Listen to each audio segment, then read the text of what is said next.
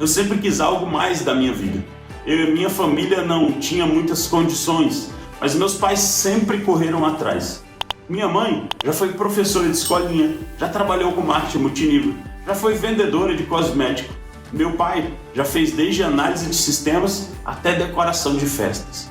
E quando eu tinha 15 anos, apesar dos meus colegas me zoarem muito por isso, eu levava os perfumes e cosméticos da empresa de multinível que os meus pais estavam trabalhando e eu ia para a sala dos professores vender na hora do intervalo. Tudo isso porque eu queria ter uma vida diferente.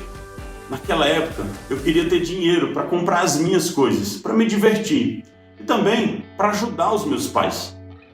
Mas os anos passaram e apesar de todo o meu esforço e de todo mundo falar que eu tinha talento para inovar, que eu era bom para me comunicar com as pessoas, nada dava certo. Ou meu trabalho não era reconhecido, ou meu chefe me perseguia.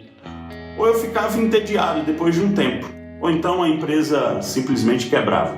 Aconteceu de tudo. E numa dessas vezes eu cheguei a montar um processo tão eficiente para a empresa que eu trabalhava, que as tarefas que levavam 4 horas, elas iam ser feitas em 20 minutos.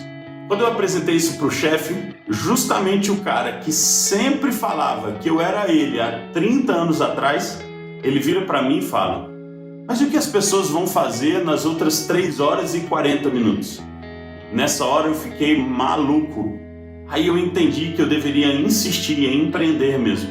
Não podia ficar preso nesse sistema, que eu não queria de jeito nenhum me tornar uma pessoa como esse meu chefe. E depois de 30 anos, eu iria ficar tão conformado e tão travado que só ia ficar pensando em preencher as 8 horas de trabalho no dia, mesmo que não produzisse absolutamente nada.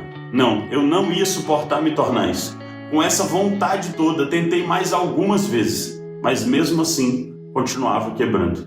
Só que depois de 5 falências, eu já começava a duvidar de mim mesmo. Eu olhava e comecei a pensar que o problema era eu. Mas aquela vontade ainda estava lá. E foi quando apareceu o que parecia ser a oportunidade da minha vida. Meu tio me chama para ser sócio da empresa dele, lá no Mato Grosso. Eu teria que deixar meu trabalho, minha noiva e a minha família em Brasília e ir com ele. Só que o negócio parecia tão promissor que eu resolvi arriscar tudo. Toda a minha família e os meus amigos me encorajaram a ir e tentar mais uma vez, menos o meu pai. Ele deixou muito claro: se fosse você, eu não iria. Você está trocando o certo pelo duvidoso, mas a escolha é sua. Mas eu não ouvi, e eu fui.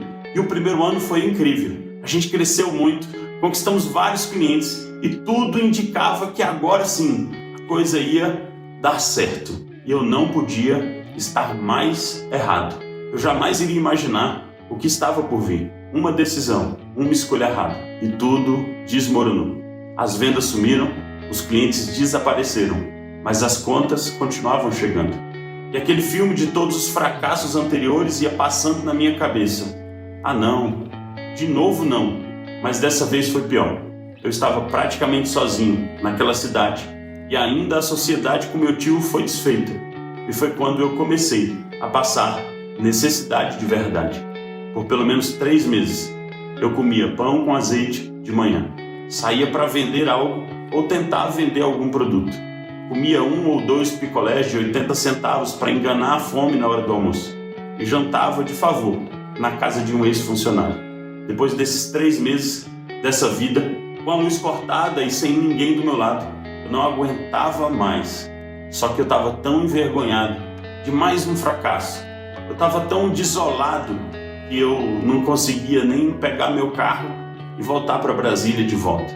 Eu não queria encarar minha família, muito menos o meu pai, mas não tinha o que fazer. Eu não aguentava ficar ali mais um dia. Então eu fiz uma das coisas mais difíceis da minha vida. Juntei o pouco de coragem que eu tinha e liguei para o meu pai. Contei tudo para ele. Eu imaginava qualquer reação, menos a que ele teve. Ele disse: filho, eu vou ir te buscar. E ele não só veio, ele ficou comigo 1 semana, vivendo na mesma condição que eu, dormindo do meu lado, comendo pão com azeite comigo, me ajudando a resolver todos os detalhes para eu poder voltar com ele. Pegamos o meu carro e aquela viagem de volta foi realmente um retorno. Foi só depois que Deus me mostrou que ali, naquela ligação e na reação dele, meu relacionamento com meu pai estava sendo restaurado. E tudo o que isso significou para mim e para ele.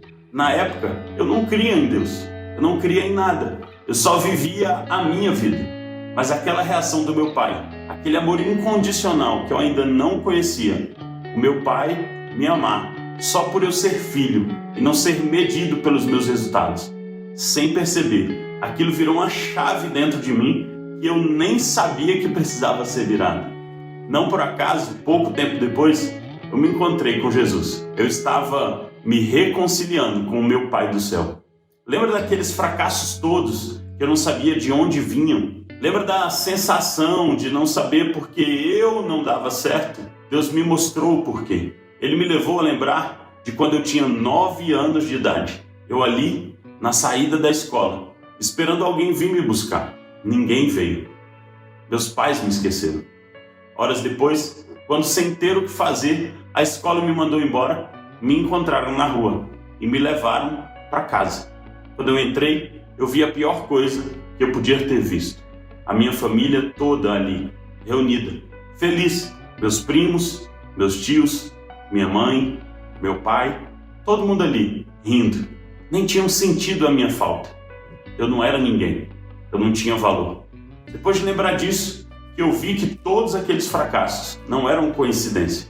Depois daquele episódio, algo estragou dentro de mim. Por querer provar a todo custo que eu existia, que eu valia a pena, que eu valia alguma coisa, eu aumentava os meus resultados. Eu mentia, eu enganava e sempre queria dar um jeitinho. Parei de ouvir os meus pais e principalmente o meu pai.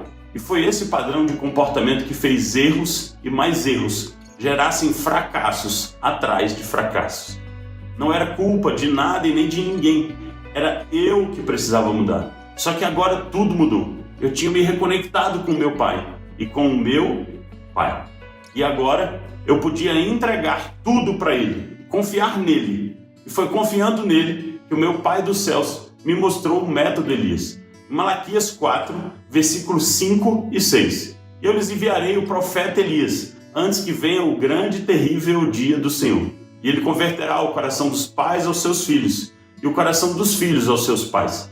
Ele me mostrou as 5 chaves do reino, os 5 aspectos da mente de Cristo, para todo filho de Deus se reconectar ao seu Pai dos céus e viver uma vida livre de medo, uma vida de liberdade, sucesso e propósito.